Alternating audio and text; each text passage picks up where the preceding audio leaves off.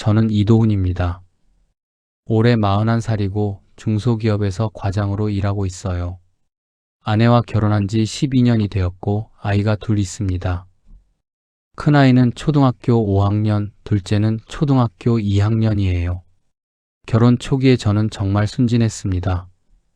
사위니까 처가에서 편하게 대해줄 거라고 생각했거든요.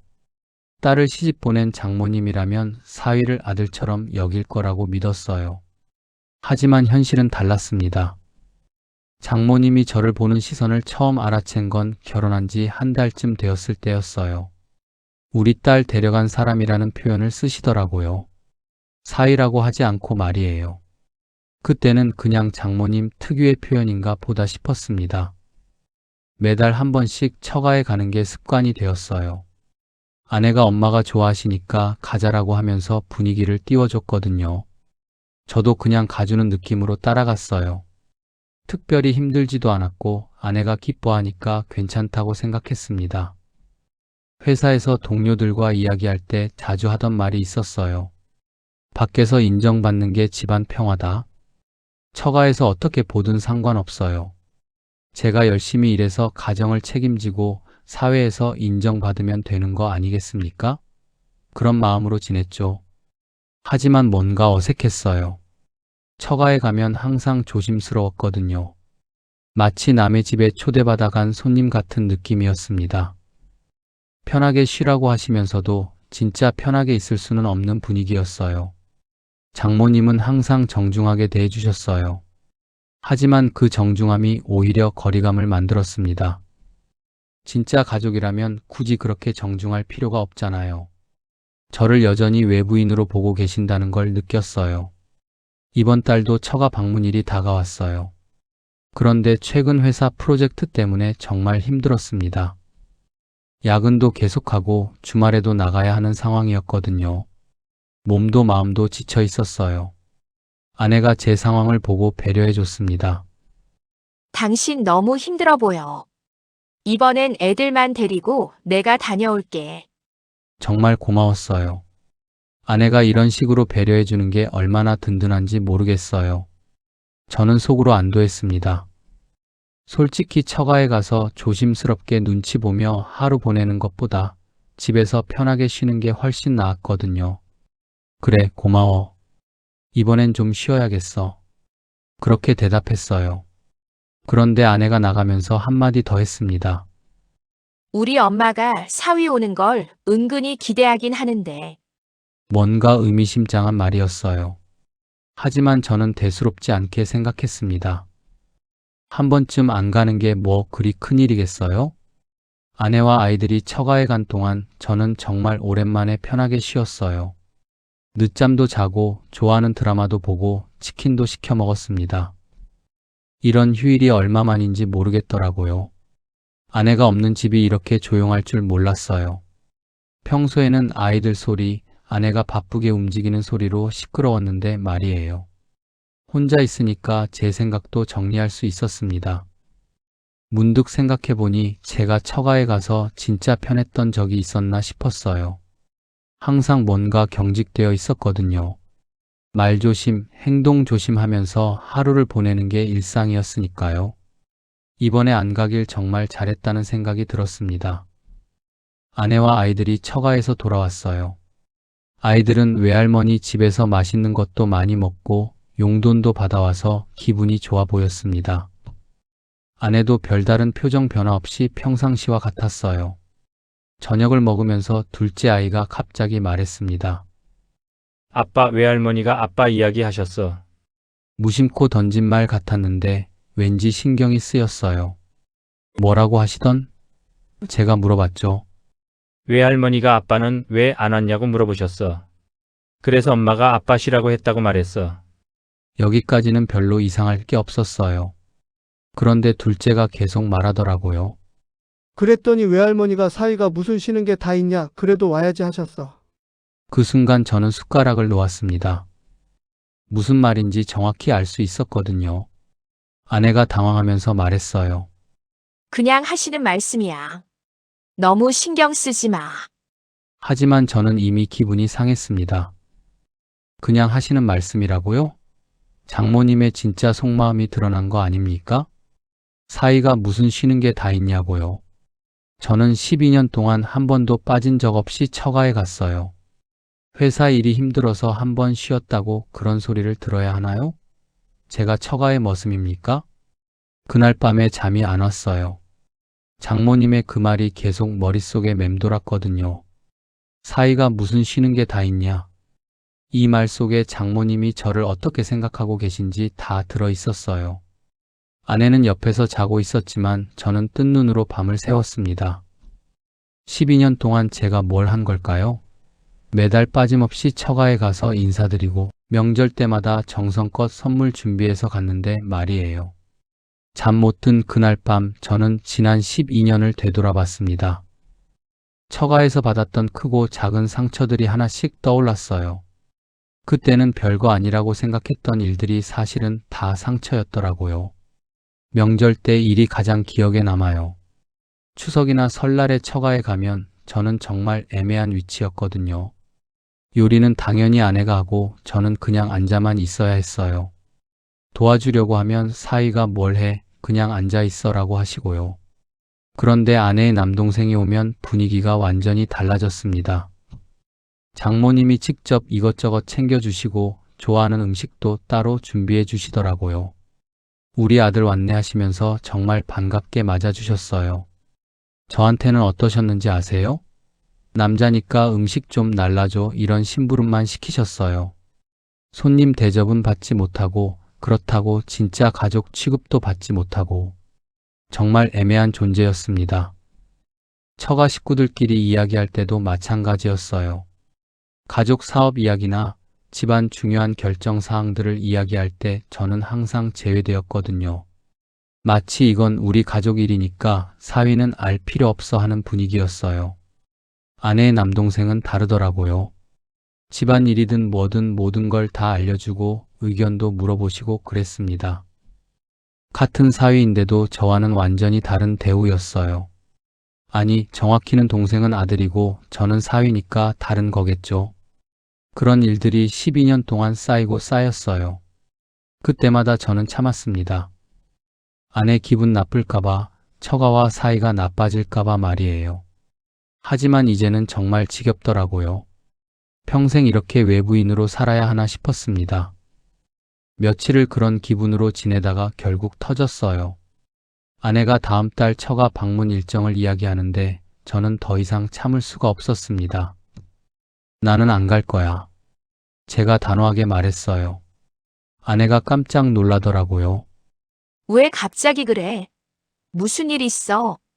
나는 내 집 식구가 아니라 그냥 노동력 보탤 사람 취급이야. 너도 그거 알잖아. 12년 동안 참았던 말이 쏟아져 나왔습니다. 사위가 무슨 쉬는 게 다 있냐고 하시더라? 내가 뭐 처가의 머슴이야? 아내가 당황하면서 방어적으로 나섰어요. 엄마가 그런 뜻으로 한 말이 아니야. 당신이 너무 예민하게 받아들이는 거 아니야. 하지만 저는 더 화가 났습니다. 지금까지 계속 이런 식으로 넘어갔거든요. 예민하게? 12년 동안 한 번도 빠진 적 없이 갔어. 명절 때마다 선물 준비해서 가고 심부름 시키면 다 했어. 그런데 한 번 못 간다고 그런 소리를 들어야 해? 목소리가 점점 커졌어요. 그럼 동생은 어때? 1년에 몇 번이나 가는데 오면 귀한 손님 대접받잖아. 나는 그냥 있어봐야 할 일이나 시키는 사람이고. 말하면서도 제 자신이 초라해졌어요. 이런 걸로 화를 내고 있는 제가 말이에요. 아내도 화가 났는지 말투가 달라졌어요. 그럼 어쩌자는 거야? 우리 엄마 아빠랑 연락 끊고 살자는 거야. 이건 제가 원하는 게 아니었어요. 그냥 동등하게 대접받고 싶었을 뿐이에요. 결국 저는 결정을 내렸습니다. 나 이제 처가 안 갈 거야. 너랑 애들만 가. 아내가 충격받은 표정을 지었지만 저는 돌아서서 방으로 들어갔어요. 더 이상 이런 식으로는 못 살겠더라고요. 다음 날 아내가 장모님께 전화를 드렸나 봐요. 저녁에 아내가 저한테 말하더라고요. 엄마께 얘기했어. 엄마가 미안하다고 하시네. 며칠 후에 장모님이 직접 전화를 주셨어요. 도훈아, 엄마가 말실수를 했네. 사위가 섭섭했겠어. 의외로 사과의 말씀을 하시더라고요. 내가 그런 뜻으로 한 말이 아닌데 내가 기분 나빠했다니 미안하다. 하지만 저는 그 말이 전혀 와닿지 않았어요. 말실수라고요? 그게 말실수일까요? 그건 장모님의 진짜 속마음이었을 텐데 말이에요. 사위는 쉬면 안 된다고 어떻게든 와야 한다고 생각하시는 거잖아요. 어머니, 저도 사람이에요. 힘들 때도 있고 쉬고 싶을 때도 있어요. 12년 동안 한 번도 빠진 적 없이 갔는데 한 번 못 간다고 그런 말씀을 들으니까 서운했어요. 제가 조심스럽게 말씀드렸어요. 아이고, 도훈이가 그렇게 생각했구나. 엄마가 잘못했네. 장모님은 계속 사과하셨어요. 하지만 저는 알 수 있었습니다.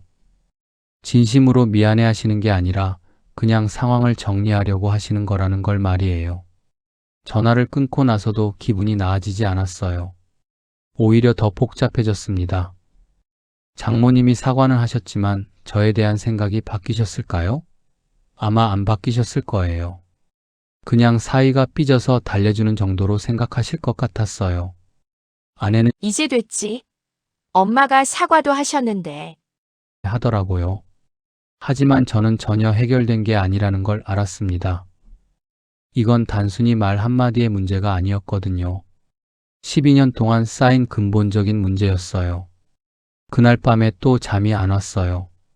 과연 저는 이 집안에서 어떤 존재일까요? 영원히 외부인으로 남아야 하는 걸까요? 이런 생각들이 계속 돌았습니다. 그 주 주말에 회사 동료들과 술자리가 있었어요.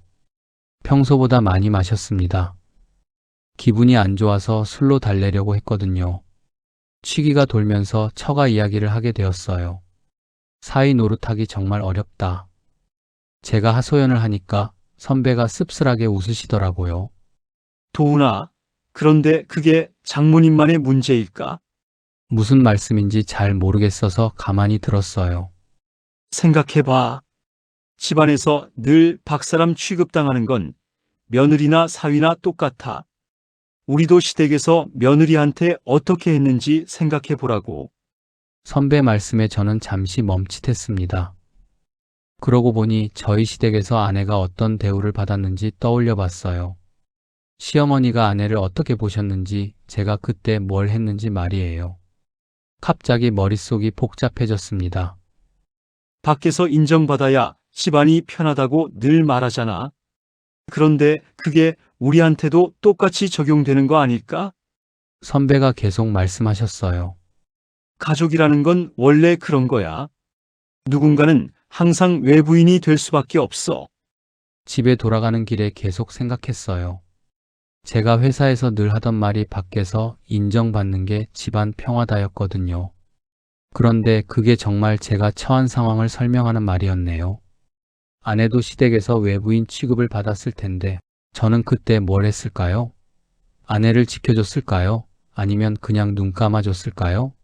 솔직히 기억이 잘 안 났어요. 아마 별로 신경 쓰지 않았을 것 같았습니다.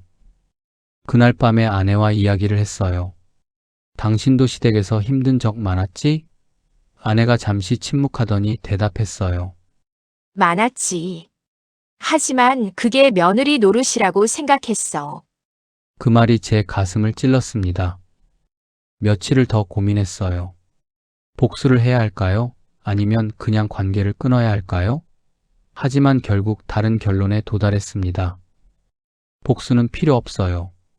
다만 저는 더 이상 눈치 보는 사람으로 남지는 않겠다고 결심했어요. 장모님께 직접 전화를 드렸습니다. 이번에는 제가 먼저 말씀드렸어요. 어머니, 앞으로 한 달에 한 번은 제가 아니라 아내와 아이들이 갈 겁니다. 저는 필요할 때만 찾아뵙겠습니다. 장모님이 당황하시더라고요. 도훈아, 왜 그래? 엄마가 사과했잖니? 하지만 저는 단호했어요. 죄송하지만 저도 제 방식대로 살고 싶어요. 강요받지 않고 자연스럽게 찾아뵙고 싶습니다. 꼭 와야 한다고 생각하시니까 서로 불편한 것 같아요. 저는 의무감으로 가는 게 아니라 정말 가고 싶을 때 가겠어요. 제 목소리에서 예전과 다른 단호함을 느끼셨는지 장모님이 더 이상 강하게 나오지 못하셨어요. 아내와도 이야기했어요. 미안해. 나도 당신이 시댁에서 힘들었을 때 별로 도와주지 못했던 것 같아. 앞으로는 우리끼리 우리 가정을 잘 지켜보자. 아내가 이해해줘서 정말 고마웠어요. 주말에 아이들과 공원에 갔어요. 오랜만에 아빠로서 아이들과 시간을 보내니까 기분이 좋더라고요. 아이들도 아빠가 요즘 밝아졌다고 말했어요. 스트레스를 많이 받고 살았나 봐요. 이제 저는 새로운 방식으로 살 겁니다. 누군가의 기대에 맞추려고 애쓰지 않을 거예요. 제 방식대로 가족을 지키고 제 방식대로 사람들과 관계를 만들어 갈 겁니다. 처가에서 인정받지 못해도 괜찮아요. 저는 저만의 가치로 살아갈 테니까요. 내 가족, 내 아이들이 저를 사랑해주면 그것만으로도 충분합니다. 이제야 진짜 자유로워진 기분이에요.